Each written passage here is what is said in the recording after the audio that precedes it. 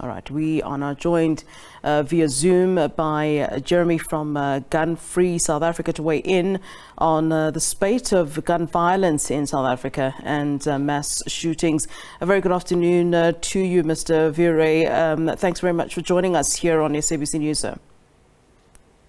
Good afternoon to you and the watchers. All right, let's talk about, your reaction really to not just, the high-profile murders we've seen at the hands of gun violence, but in general. We're also seeing mass shootings once again here in South Africa. What is your reaction to all of this? Obviously, as Gun Free South Africa, you have been calling for the issue of guns to be regulated. But what is your view at this time? I think as Gun Free, we characterize the spate of gun violence now as viral. We are particularly heartened at this point in time, with reservations, with the fact that we have a firearms amendment bill without that disheartening part is we're not clear when it's going to be on the parliamentary agenda, but I'm sure the urgency of this epidemic, gun violence epidemic is going to drive it more. But one thing about that amendment that needs particular attention more is the licensing process, which is wholesalely corrupted in cases we've proven in the past in terms of the police, the Central Firearm Registry environment, where not only illegally smuggled weapons or weapons that were once legal, then ultimately become illegal, is much more prevalent in South Africa, but we have the corrupt obtaining of gangsters of sports licenses, which allow for less restrictions on amount of ammunition in their possession. And some of them get up to 3-4 firearms in 3 days in the licensing process, much faster than the legal process. So there's something wrong in the Central Firearm Registry environment as it operates, as it is. The responsibility is placed at police that allows for a proliferation of guns out there in an illegal fashion. That is now apart from what we found with Prinsloo, where there was wholesale corruption in the firearms that were given to gangsters and to taxi industries, Hitman and KZN, and wherever there was a market for violence, for which the state is responsible for its losses. But by and large, when we're talking about handguns out there, the largest single contributor is losses from civilians, whether that is through robbery, housebreaking, or by and large through negligent losses. That is still a large contributor to the glut. So the legislation seeks to restrict that to tighten up those things. But the concern is you can have the best legislation, but if you don't have the capacity to deal with a problem on the scale that it is now, it's useless.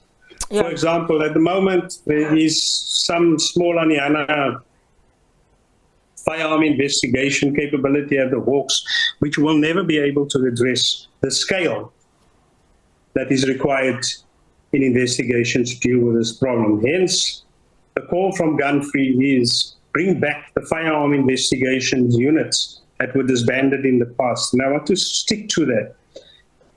All right, I want to talk structurally on this issue of guns that end up, in public domain that perhaps would have been used as exhibits or evidence, that would have been in police custody. Because I know that generally Gun Free South Africa, as I'm speaking, has been quite vocal about this particular issue. I think I spoke to one of your colleagues a couple of weeks ago who raised this very same issue.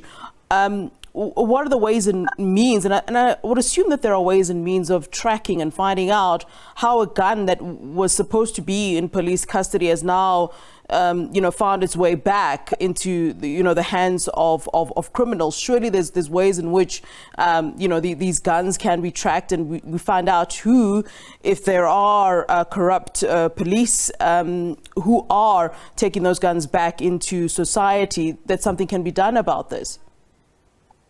There's no way at the moment.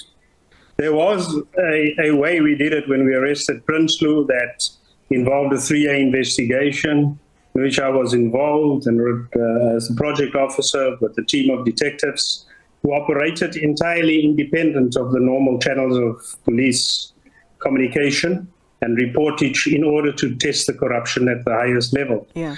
And that is the type of dedication that you require to do that, and not go send the cases to a station or any capability where they won't be able to follow all those multiple links up that are required, like we started in Cape Town and ended with a national and international investigation.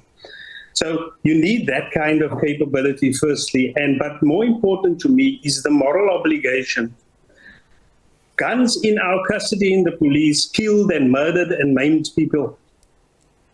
Now, they might not be people who can afford to own guns. They are defenseless people in our ghettos. They are unemployed. They are much more vulnerable than middle-class licensed owners.